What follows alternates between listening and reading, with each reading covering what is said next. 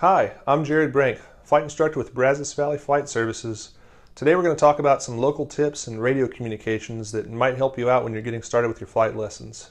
First, we'll start with ground control.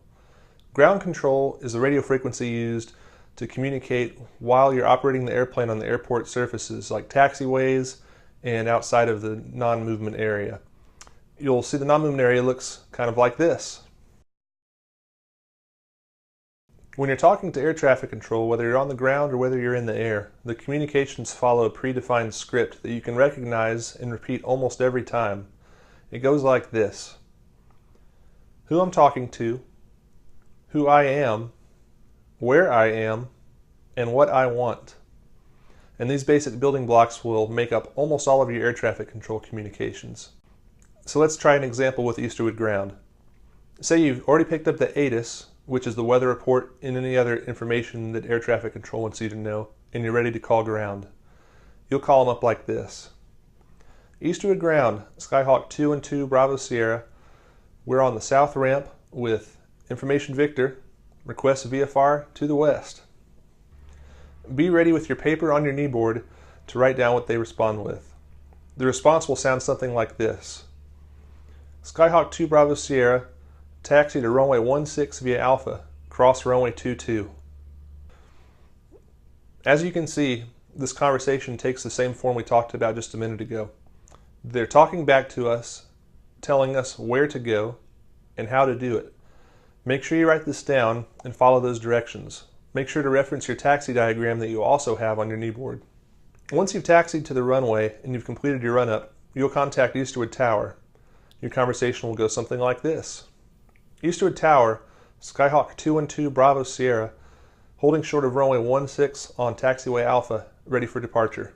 Depending on the situation, you'll get a response back telling you to either hold short, meaning don't go into the runway, or they'll clear you for takeoff. Might sound something like this: Skyhawk 2 Bravo Sierra, cleared for takeoff, runway 16, left turnout approved. This means that you're cleared to enter the runway, take off, and begin a left turn once you've reached the appropriate altitude, which is approximately 300 feet below the traffic pattern altitude at Easterwood. That's 1,000 feet. Make sure that any time you're beginning to enter the runway, you've visually cleared final by looking out the window and making sure there's no airplane about to land. The same goes for crossing runways. Look left, look right, and make sure that you have been cleared to cross. Another common thing you might hear is clear for takeoff, runway 16, without delay. What this means is immediately begin taxiing out onto the runway and commence the takeoff as quickly as possible. However, you are the pilot in command. If this in any way compromises safety, you have the ability to reject the takeoff clearance and to stay right where you are until you feel comfortable and safe to do what you need to do. Another few words you can use with air traffic control that are commonly used and very helpful are say again. That just means to repeat what air traffic control just last said, so I'll say it again so you can understand it. If you're having trouble understanding them because they're speaking too quickly, you can just say, speak slowly. That'll tell them to slow down and read what they're telling you very slowly so you have a chance to write it down. Another thing you can use is confirm. Confirm tells air traffic control that you want a confirmation of the last clearance that they gave you. For example, you can ask them to confirm cleared to land runway 16. And they'll respond with something like affirmative if you have been, or negative if you have not been.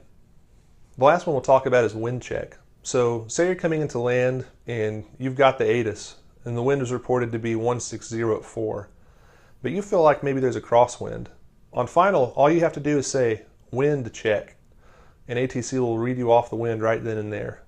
Just remember, it's not always immediately up to date, but it can be helpful to help you make a correct decision when landing. Let's talk about navigation. So you're in the air and you're flying now, and you're trying to go somewhere. You should have a copy of the current sectional chart on your kneeboard ready for you to use. What you'll notice is, if you look out the window, you'll find features of the terrain, whether it's lakes, rivers, or roads, or cities, that match what's on your sectional chart. Use these to figure out where you're at. Bodies of water are very easy to see in the airplane from a long ways away, so we'll use a couple local bodies of water. Lake Bryan's a good landmark, about 10 miles northwest of Easterwood Field. Lake Somerville is 18 miles southwest of Easterwood Field. When you're headed back to Easterwood from a flight, an easy way to find the airport is to look for campus and the giant water tower right in the middle of it, maybe even Kyle Field. Easterwood Airport's just slightly to the west of that, and on clear days you can see that from 50 miles away. It's also important to understand that you can use local landmarks when you're in the traffic pattern. I've got two examples for you. We have the sewage treatment plant just to the southwest of the airport, and just to the north of runway 16, about where you turn base, when landing runway 16, you'll find the A&M Equestrian Center. It's the giant white building that's shaped like this. As you get better at flying, you'll begin to use these type of landmarks more and more often when you become familiar with the airport. Also, beware when you're coming back to Easterwood, there's always construction going on campus or around campus, so watch out for cranes.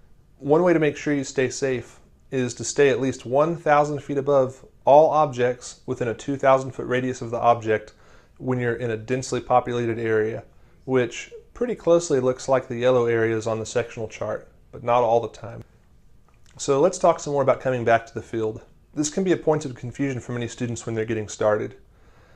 The best point to begin communicating with ATC is about 15 miles away from Easterwood. By this time you should have picked up your ATIS, air information code, and any weather or notices to airmen that they have on the ATIS recording, and you should be ready to talk to them. Call up Easterwood Tower like this. Easterwood Tower, Skyhawk 2 and 2 Bravo Sierra, 15 miles west of the field at 3,000 feet with Victor, inbound for full stop. Notice that this communication follows our script that we talked about before of who, where, and what. Make sure you have your kneeboard and a piece of paper and your pencil ready to write down the instructions they give you. Sometimes it can be complicated.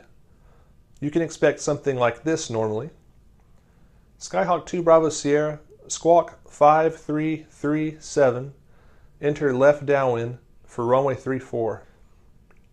Make sure that you have a mental picture in your head of the traffic pattern and how that relates to the runway, using the different legs of the traffic pattern like this.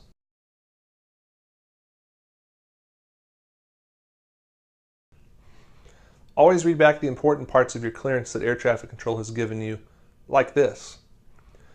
Enter left downwind, runway 34, squawk 5337, 2 Bravo Sierra. Sometimes you'll get back a more complicated instruction. Be ready to write it down. Maybe something like this. Skyhawk 2 Bravo Sierra, fly direct to VOR, then enter a 2-mile left base for runway 34, report turning base.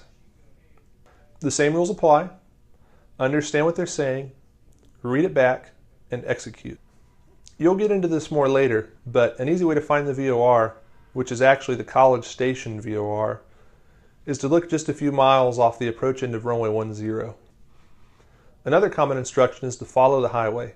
What air traffic control means by this is to follow Highway 6 just to the east of town, connecting Bryan and College Station, and follow it either north or south depending on what they tell you to do, and at what altitude they tell you to do it at. Lastly, a really common thing here is right traffic. So your standard traffic pattern is left-hand turns, but on occasion you might get right traffic. That means that all of your turns in the traffic pattern will be to the right. Just make sure you keep an ear out for that. You might get it any day. So you're starting your training off at Easterwood, but pretty commonly you'll go to an uncontrolled field. That's an airfield without an air traffic control tower that's operating. A good example is Coulter Field, just a couple miles to the northeast of Easterwood. All you have to do is announce who you're talking to, as usual, who you are, where you are, and what you're doing. And just do that pretty often. If possible, your first transmission should be made approximately 10 miles from the field, and it'll sound something like this. Coulter traffic, Skyhawk 2 and 2 Bravo Sierra, 3 miles to the south, inbound for touch and goes, runway 17, Coulter.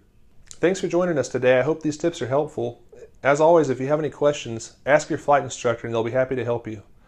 And thanks for flying with Brazos Valley Flight Services.